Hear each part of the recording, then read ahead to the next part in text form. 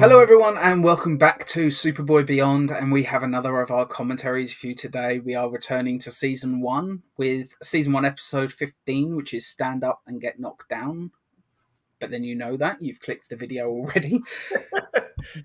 Now, Chris, this is possibly my favourite TJ episode, even though it's not actually a great episode, if that makes sense.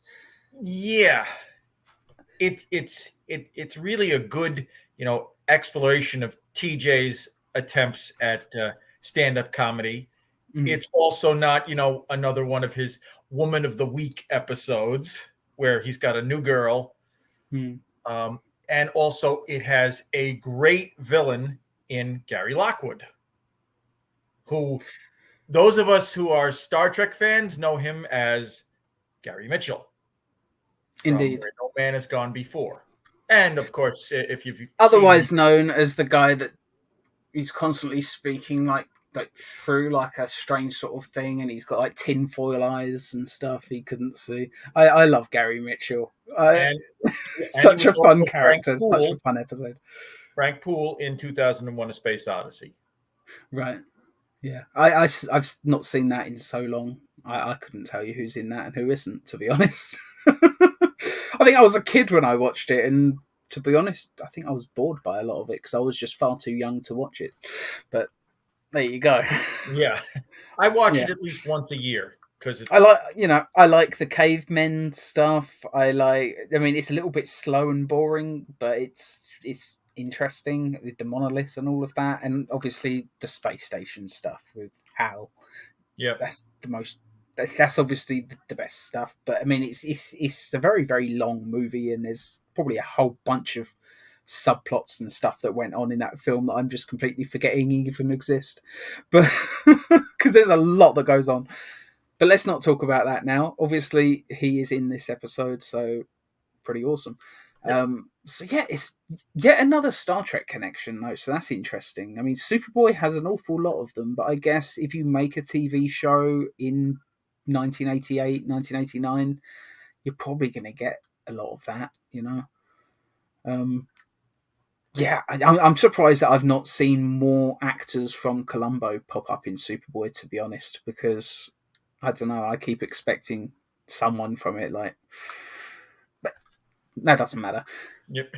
If this is your first time watching alongside us, you will be seeing a very heavily filtered version of it up in the middle somewhere. That's just so you can keep in time with us. It's in no way a substitution for the actual episode itself. You can't watch this and get the same thing as if you bought the DVD. I think apparently that is the most important part for fair use on YouTube. It needs to be absolute beyond a shadow of a doubt that nobody's basically watching it to pirate the show. Right. But yeah, you will have to watch your own version of the show to watch alongside us. Just sync up your DVD and we'll count you in with the 3, 2, 1 play. And as long as you hit play when we do, you'll be watching alongside. So get ready. Season 1, Episode 15, Stand Up and Get Knocked Down in 3, 2, 1, play.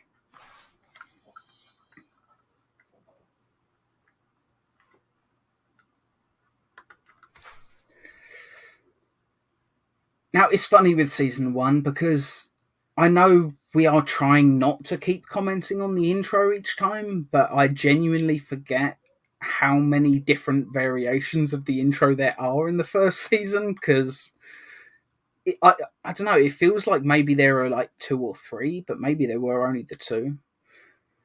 But this is, of the 2, this is the better one. Absolutely my favourite one. The other one's fine with the flying and stuff, but I mean, it's just a little bit dull. I think it was shot as kind of a visual effects test just to make sure they could actually do it on a TV budget. Maybe they just figured, we may as well use it. Yeah. But this whole sequence right here has great lighting on it. Yeah, they've even got the smoke machines going for a bit of atmos, and yeah.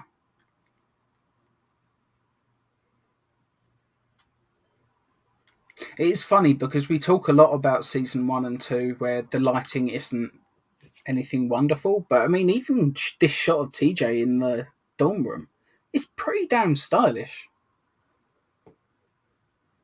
Like the lighting is pretty good in a lot of episodes from season 1. It's just unfortunate that it's also bad in a lot of episodes from season Yeah. 1. Story by Inconsistent is the word. But this is one directed by David Grossman, so that's probably why. Just in terms of direction, this seems to be a stronger looking episode. Even if the script could have done with an extra draft or two.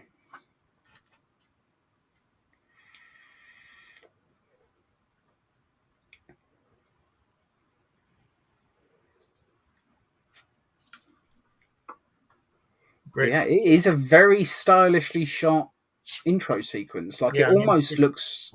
it's a So great use of atmosphere here. absolutely, the lighting is great. Great use of color.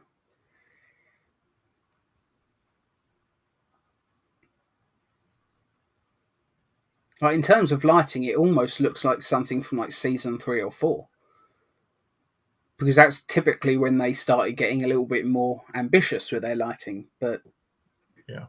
this looks great.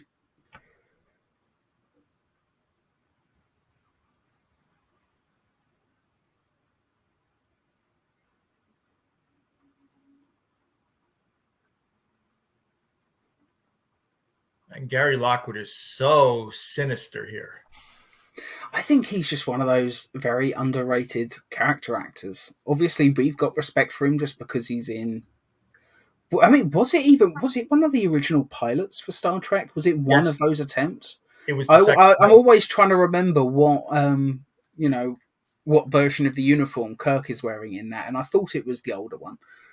But it's just a fantastic episode. So he's kind of legendary to us just for that alone.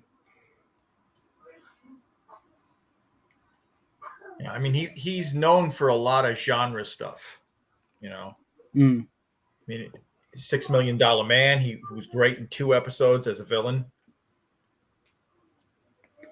I was always more of a Bionic Woman fan when I was a kid. I don't know why. Maybe it was just what was on more. Mm. I think my mum watched it as well, so maybe that was why.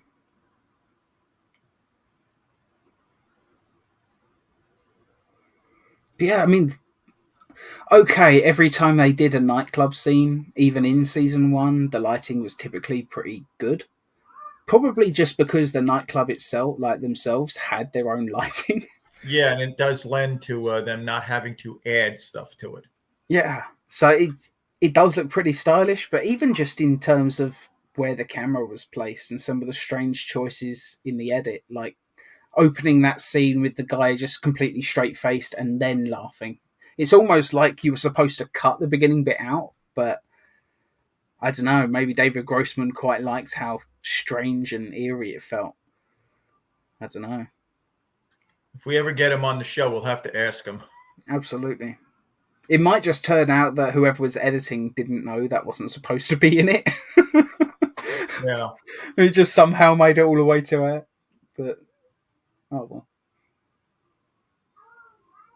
And apparently this was an actual real comedy club in Florida. Was it actually called Bonkers, or did they rename it for the episode? No, it was actually named Bonkers. So they're actually filming on location here. Excellent. I mean, let's face it, the Salkinds are very good at finding ways to save money.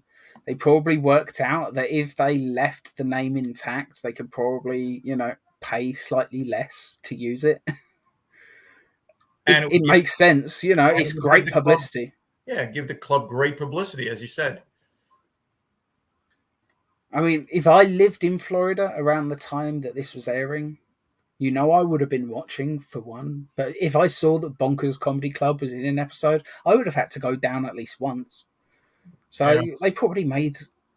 I mean, I know Superboy was never the most popular show in the world, but I imagine they made a little bit of extra money off this episode. Yeah.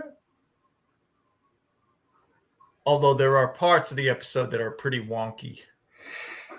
Yeah.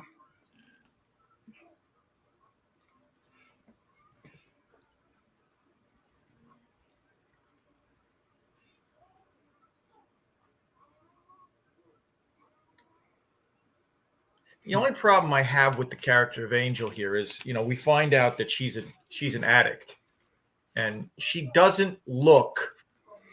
Yeah, she doesn't look at all right for an addict part. Maybe they should have done something different with makeup or something, or hired an actress that maybe had a slightly different look. I don't know. Yeah, She just too she beautiful. doesn't she doesn't yeah, too beautiful. She doesn't look like she's addicted to anything heavy. Maybe she's like, I don't know, one of those people that's addicted to weed or something. It's just Yeah. it was 1988, like, the Reagan years and all of that. Maybe maybe that's all she was addicted to. Maybe it was a whole reefer madness play.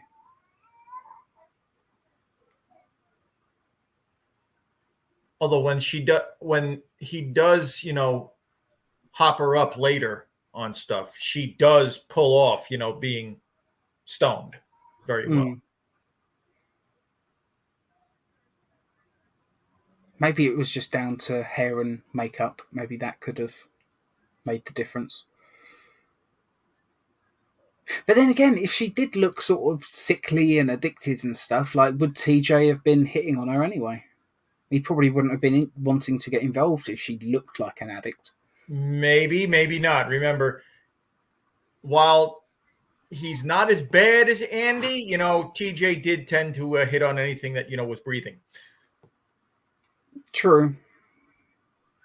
I've got to say regarding this episode, though, we've had, obviously, it's kind of a well-worn trope that gangsters are operating out of a nightclub. I can't think of too many occasions where they're operating out of a comedy club. I kind of like that as a thing, just purely because of, who TJ is, what he wants to do with his life. But I don't know, it's an interesting twist that I can't think of too many other occasions where that's happened. Maybe if some people out there that are more fans of like the gangster genre of film or TV or whatever, maybe you could let us know if that is something that's done a bit more often. But usually it's just a normal nightclub or a speakeasy, or, usually there's a singer on stage, maybe a cabaret act of some kind, but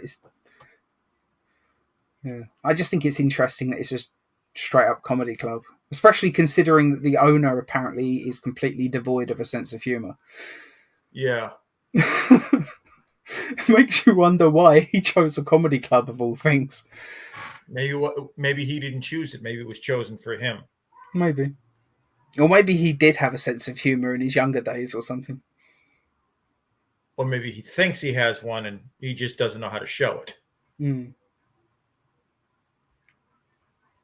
It's interesting that even sort of the corridor in the back of the nightclub has interesting lighting like that. Makes you wonder why they bother.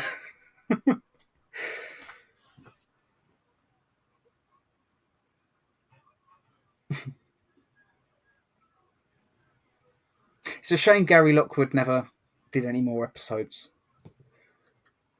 Would have been fun to bring him back for something. But I'm not sure this would have been the character to do it. If I was running the show, like, I maybe would have brought him back, but as someone completely different. Although not for nothing, he could have been brought back in the out of luck episode as the gangster there. That would have worked. That is one thing that it's one of the big complaints that I have regarding gangsters in Superboy. We never really see them return. I would quite like for some of them to be recurring villains, the same way that like Metallo and Bizarro and some of the other characters were. It would have been cool to maybe have some gangster family of some kind, that Superboy's bumping up, he's going up against multiple times. But then again, I think if we did have gangsters the same gangster group returning multiple times, I'd probably want it to be Dana from A Kind of Princess, to be honest, just because I think the whole story with him and his daughter is more interesting Yeah. potentially than this one. Maybe him hold a grudge against Superboy because of what happened. Yeah.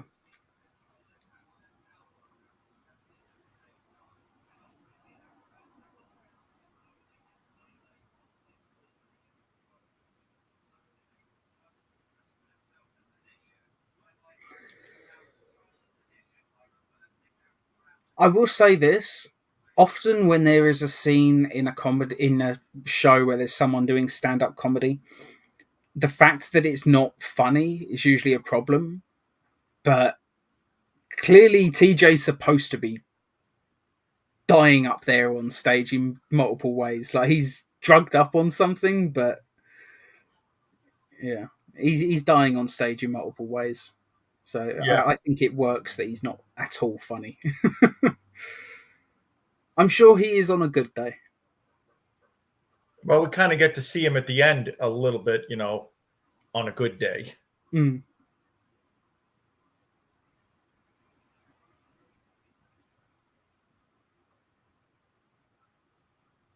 Man, I still don't know why they got rid of Jim Calvert. He is really good as TJ. Well, I think it you got to chalk it up to the idea that he didn't get to do all that much in season 1. But what he did get to do, he was very good. Yeah, and I think the only show that he had after this was a show on on UPN. It was a genre show where he was like fighting video game characters that have come to life or something like that. Hmm, I know Leonard Nimoy and Christopher Lloyd were involved in it, and they had frequent guest stars in it. that's interesting. But I don't think Yeah. it lasted all that long. And I don't think that came out for another 6, maybe 7 years. Hmm. I've always thought Jim Calvert was very good in the part. He does a great job with very limited material often. And yeah, it's a shame that his career didn't sort of blow up a little bit more. Tell you who he reminds me of. He reminds me of the guy that played Tom Paris in Voyager for some reason. I don't Robert know Duncan why. McNeil. I think they've got a similar sort of energy. I think Jim Calvert could have easily played Tom Paris or Nick Locarno for that matter, Right. since they are basically the exact same character. We won't get into that. Yeah.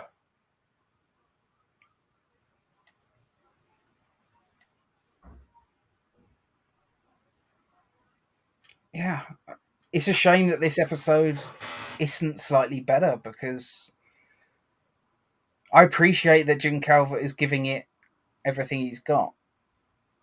He's going quite big with it, but again, he's playing a character that's, he's been drugged. So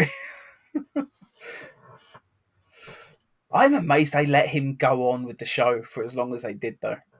Yeah.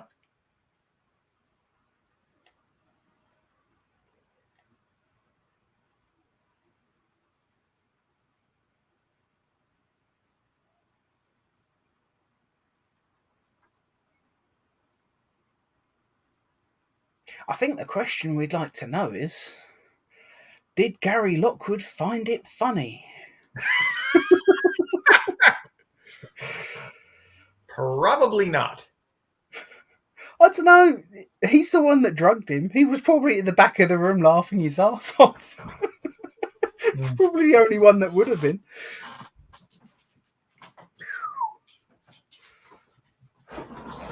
That's a lot of powder.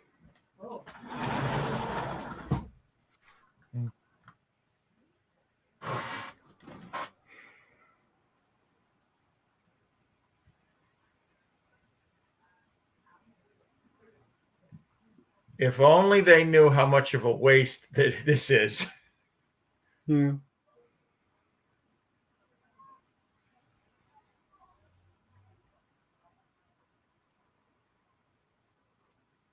Yeah, it's one of those things that I always appreciate. It's when a character tries to drug Clark Kent somehow.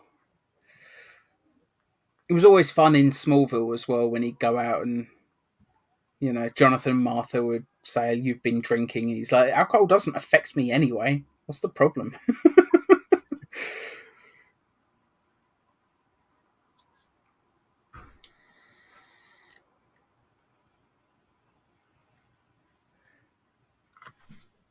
I will say this, pretty much every scene you see of Gary Lockwood, he's got this obsession with fire. A Bit of a pyromaniac. little bit.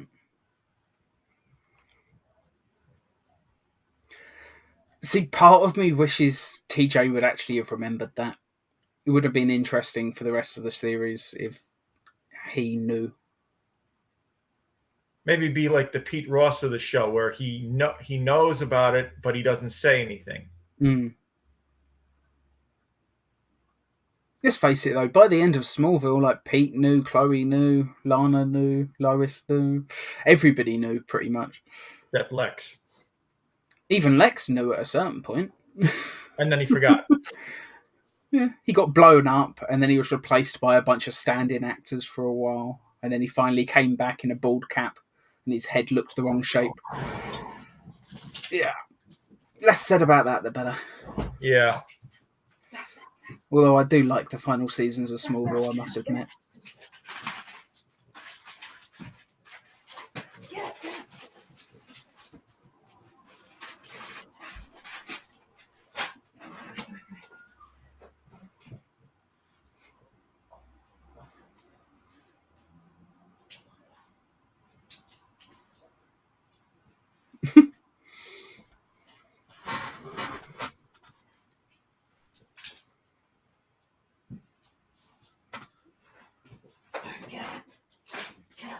Yeah, I don't dislike this episode. I think it is just one that could have done with an extra rewrite. Yeah, it just needs a little bit of a polish. Yeah. Because every scene that Gary Lockwood is in, is great. It's written very well. It's done very well. He acts very well.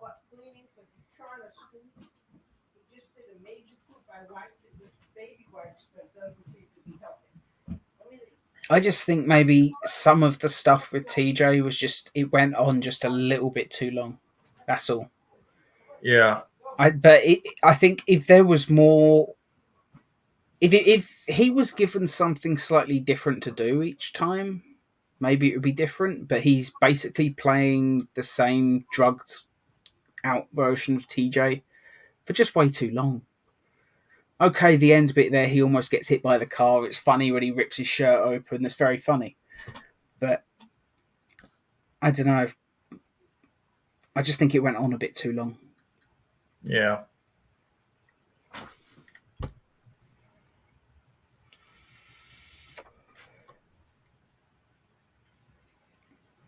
And of course, this scene here is to remind us that, Lana is part of the show too. Yeah.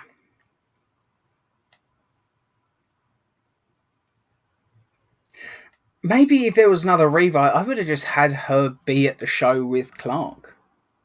And maybe the only reason he doesn't pull TJ off stage until like the last second is because Lana's right there, maybe. I don't know. Or maybe they're having an argument, would you go up and get him off?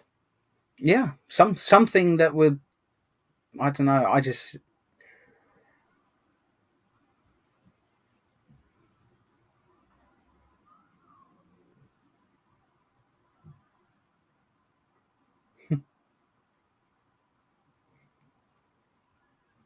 There we go.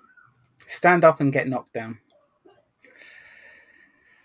Not a great episode, but it's a fun one. And I do like the disclaimer at the end that says Bonkers Comedy Club has no affiliation with organised crime. I guess they had to put that in there. But yeah, I appreciate that they did. That must have come from the management. Like, can you just put something in there just to point out that we're not gangsters, please? Yep. But yeah, not a bad episode. but not a great one either.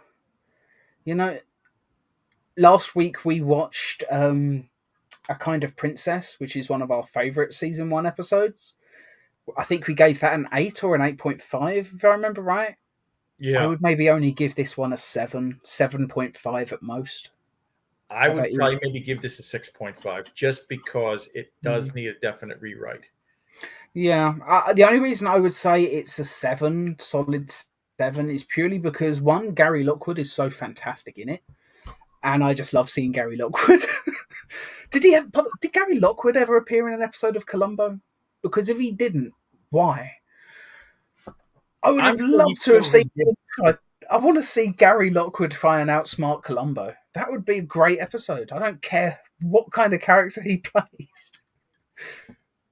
Let's face it, though. I'd have to double check to see if Gary Lockwood ever appeared on Columbo. I wonder if he did. Doesn't matter anyway. He would have been fantastic if he was. But yeah, I give it a 7 just purely because I appreciate seeing him. I thought, Jim Calvert did an absolutely fantastic job. But then he always does as TJ. Like, he's Yeah. maybe not given the best material to work with, but he gives he gives it his absolute best at all times. So I can't fault him for that. Like, it's not his fault the writing wasn't quite there. So yeah, seven at most, maybe 7.5 if I was in a slightly better mood. But yeah, I'd give it a 7, Yeah. just purely because it's nice to see Gary Lockwood in something that's not Star Trek. Yeah, and I only knock it down a little bit more than you do because of the whole thing with Angel. I mean, she doesn't look right. Yeah, She looks too pretty to be a drugged out person. yeah. At the very least, they could have like made her hair look slightly greasy or something. Like she wasn't quite taking care of herself. Like a little clue visually would Maybe have, maybe put some makeup under her eyes to accentuate the bags or something. maybe. Yeah, you could have that, or maybe have a clue where like TJ, like, to get her attention at one point, she's walking past, like maybe he just puts out and sort of grabs her arm lightly or something, and she can like pull away, and like that's when we like later on maybe we see the marks from where she'd been injecting crack or whatever it was that she was doing. Yeah. Like some little clue. But yeah, just making her hair slightly greasy, a little bit bags under the eyes, just a little bit of something. You wouldn't even necessarily have to do the bags under the eyes. You could go the complete opposite direction and just make it look like she's wearing way too much makeup. Like maybe she's trying to hide the dark around her Yeah. eyes or something. That could have worked. Just something to give us a slight clue there's something slightly off about this girl. But yeah, I'm not going to let it knock it down to a 6.5 for me. Just I think that is the thing that stops it being a 7.5 for me. Right. I think Gary Lockwood and Jim Calvert were good enough that I don't know. I just feel bad giving it less than 7. Yeah. So I guess we'll split the difference. It's a 6.75.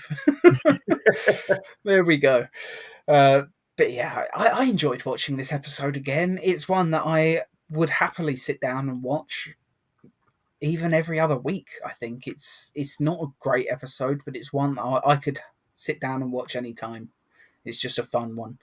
Um, but yeah, it's a shame that Gary Lockwood's character never returned. Like we said during the thing, I think the same thing about a lot of the gangsters that they go up against on this show. I mean, let's face it, organized crime are notorious for actually getting away with stuff. But there's that funny joke with Bruce Campbell's character in Lois and Clark when he gets arrested. They've got him dead to rights. He's out within like a week. Like, they drop all the charges. Like, organized crime are very good at putting pressure in the right places to get their people off. So you could have totally had that as an ongoing thing. Maybe it was all. Or maybe you could have had all the gangsters that Superboy faces throughout the course of the show. Maybe they were all part of one crime family or something. That could have been Right. fun. But yeah, that's a complaint that I've got about the show in general, so I won't hold it against this episode. But I get it. It's a syndicated show. It's very much self-contained stories, episode to episode. There's very little that actually gets referred back to later. I mean, there are exceptions like the chunk of kryptonite in the sewer, or just anything that goes on with like any of the scientists or police officers or whatever. Like you have recurring characters, but I don't know. Maybe they could have done it. You know, they had like Lieutenant Harris. Maybe if he was going up against the same crime family, all you would have needed is a scene of exposition saying, well, following when you caught blah, blah, blah a few weeks ago, Superboy, now they're doing this. And it's like a little bit of exposition that you could put into that character at the start of an episode. You wouldn't need to have seen the previous one. You just need to know that Superboy is in an ongoing fight with organized crime. I think it Yeah. would have been fine. Yeah, But, but remember this was very episodic, and also the Salkinds were not, used to television, so they didn't know. Oh, gee, let's have the same criminals come back maybe once or twice. yeah. Let's have an ongoing story arc with this crime family. And I guess it's only a problem for me purely because season one has so many gangsters. Like, I guess Florida is just teeming with them. Well, I, I, I haven't been to Florida since I was like a couple of months old, so yeah, I haven't been to Florida in years, but I can't remember that there being that many gangsters. Maybe in Miami, there's probably a few. If Dexter's to go, if Dexter is anything to go by, there's probably at least a few organized crime elements there. And let's face it, Scarface was set in Miami, so I guess there's precedent for it. right. But the sheer number of unconnected crime families, all in the Schuster area, is just a little bit odd for me. And it's funny that you bring up Scarface. Is it just me, or did it seem like Gary Lockwood was wearing the exact same outfit as Al Pacino in that movie? It's almost a shame that he didn't have a "say hello to my little friends" moment. Maybe when Superboy crashes the club, maybe he could pull out a machine gun and start firing at him, mimic that moment. Just I don't know. Maybe that's another one of my complaints with this episode. I guess they never quite. I wanted a big moment for Gary Lockwood at the end. Something bigger than what we got. He just kind of gets caught. Something with a machine gun where he's firing at Superboy, and maybe I don't know. You could have had a really interesting visual effects shot where he's firing it into the crowd in his own nightclub, and Superboy's having to catch all the bullets or something. Wouldn't have been a difficult shot. They would have just needed like a blue and red blur that just goes, and that's it. You wouldn't even need the actor to even do it. It'd just be a smudge on the visual effects. But yeah, and just maybe one shot in slow mo of seeing Clark just catch the bullet. Yeah. Or even just at the end of it, he stops, he's standing there, and he's just holding two hands full of bullets and just crushes them all into drops them. Like in Lois and Clark with the Al Capone episode. They're trying to take out, I think, the whole Daily Planet at one point. He comes in, he literally just does the zoom back and forth. He's just like looking for these, and he crushes them and drops them to the ground. Something like that, It's not like they would have had to invent a shot like that. Lois and Clark wasn't the first to do it. They've done that in the comics pretty much from the beginning. It's the whole point of Faster Than the Speeding Bullet, isn't it? Right. It's literally in the title crawl thing, for the radio series, the George Reeves shows, the Fleischer cartoons, Faster Than a Speeding Bullet. It's a shame Superboy never goes up against a train, because it's amazing. More powerful than a locomotive is said all the time in the old stuff. But how many scenes with a train can you even picture, other than the one where he's like, in Superman the movie, where he's like lies across the train tracks so the train can pass over him? First, Kirk Allen serial. Oh, really? Yeah. Does he actually like stop the train? Does he like get in front of it and all that, or? Sort of, yes. Okay, it's a I need shot to watch of that. him standing there, putting his arms out like this, and it's just a rear projection. Good enough, I have a real soft spot for rear projection. I think it's I think it's looked better than, green screen for a very long time. I don't know why they stopped it as soon as they did. And let's face it, even now with the new, the Disney Plus Star Wars shows or Strange New Worlds, they've got those giant monitors that they project the scene onto, so they shoot the whole thing in camera. It looks so much better. They're basically it's a modernized version of rear projection. Like we left it behind for a long time, but it's back in a big bad way, and it's just looks phenomenal, especially in a show like Strange New Worlds. They really take advantage of that technology. But yeah, so 6.75 out of 10, which I think is the most specific of our rated episodes. That is definitely the most specific that we've given. But yeah, I think it's a fair grade for it, really. Anyway, do hope you've all enjoyed watching our commentary. If you want to tune in again next week, we're going to be doing the season 2 episode Nightmare Island, which is another episode that isn't great, but I have a real soft spot for it. Just again, like with this episode, I have a soft spot for it purely because of the guest star. But we'll talk about that when we start watching it. Tune in again next week. Goodbye.